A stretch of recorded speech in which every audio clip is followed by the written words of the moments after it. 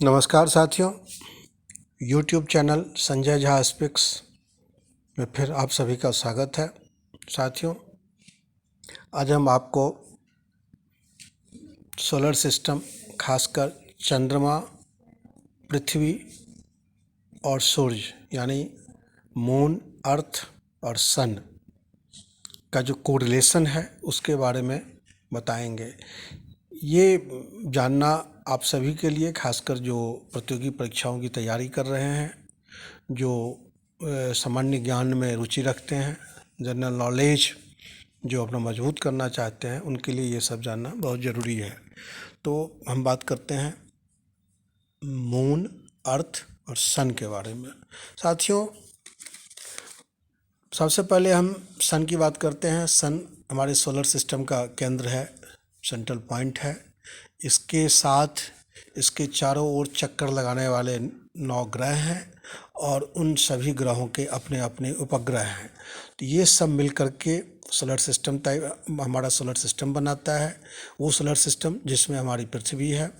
आपको ये भी बताऊं कि बुध और शुक्र ये दोनों सूर्य से निकटता के क्रम में सबसे पहले बुध आता है, बुध के बाद शुक्र आता है, शुक्र के बाद पृथ्वी आती है, पृथ्वी के बाद मंगल आता है, मंगल के बाद बृहस्पति आता है, बृहस्पति के बाद शनि आता है, शनि के बाद यूरेनस आता है, यूरेनस के बाद नेपच्यून आता है और नेपच्यून के बाद प्लूटो आता है।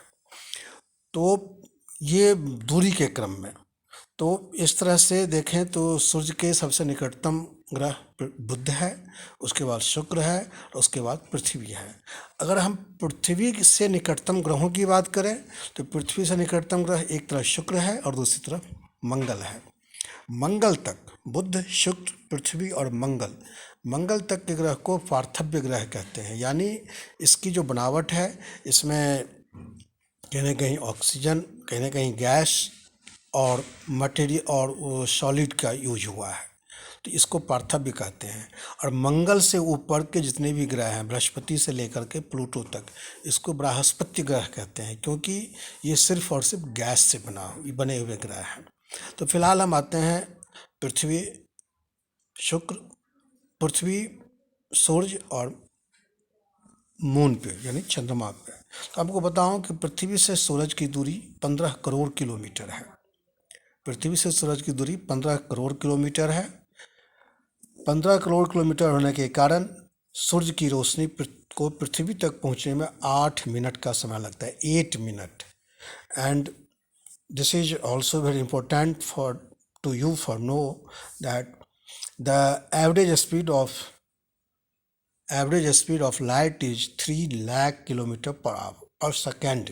यानी प्रकाश की गति एक सेकंड में 3 लाख किलोमीटर प्रति एक सेकंड में 3 लाख किलोमीटर है। और इस 3 लाख किलोमीटर से जब प्रकाश सूरज से चलता है तो पृथ्वी तक पहुंचने में उसको 8 मिनट का समय लगता है। अच्छा, दूसरी बात आपके लिए जानना ये जरूरी है कि जो आकार की बात करें तो सोलर सिस्टम में सूरज का आकार सबसे बड़ा है और हमारी पृथ्वी से वो 10 लाख गुना बड़ा है।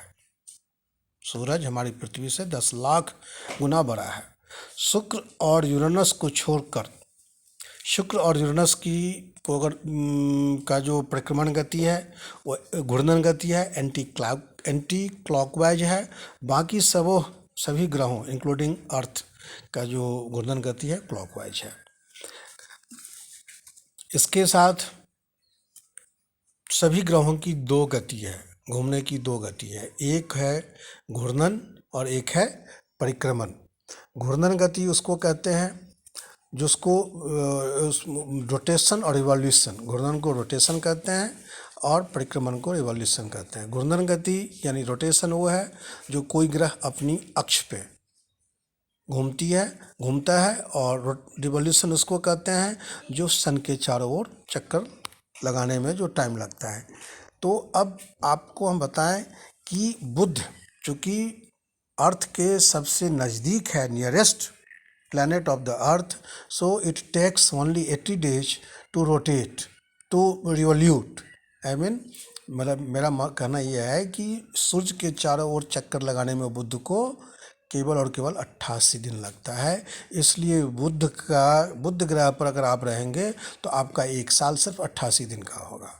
और वही पृथ्वी को जब एक सन के चारों ओर रिवॉल्यूशन करना होता है, घूमना होता है, तो इसको लगता है, पृथ्वी को लगता है 365 दिन, 365 days and 8 hours.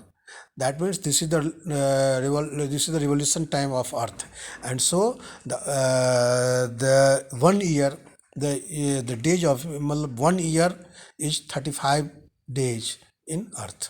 हमारी पृथ्वी पर का एक साल 345 दिन का होता है।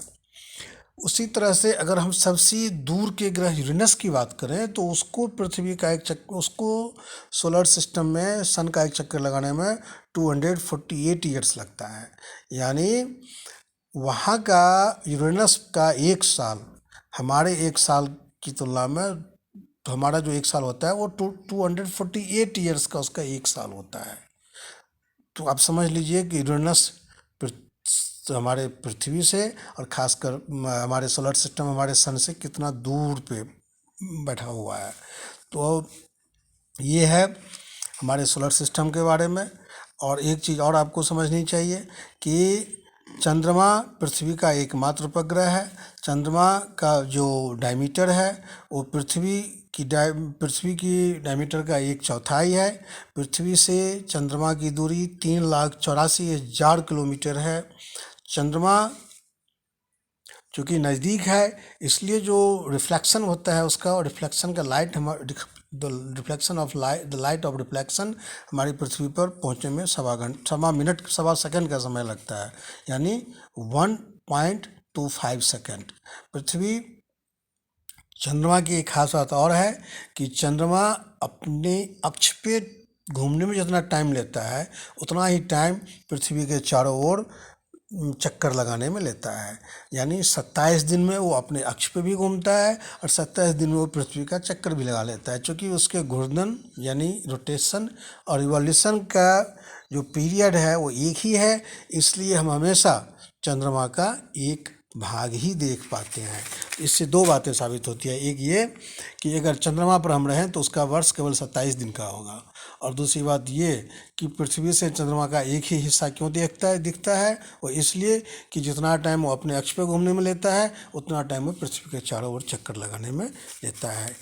ये है हमारा आज का टॉपिक्स था, सन, मून एंड अर्थ। बाकी चीज़ें हम आपको इसी सोलर सिस्टम के बारे में अगले पार्ट में समझाएंगे।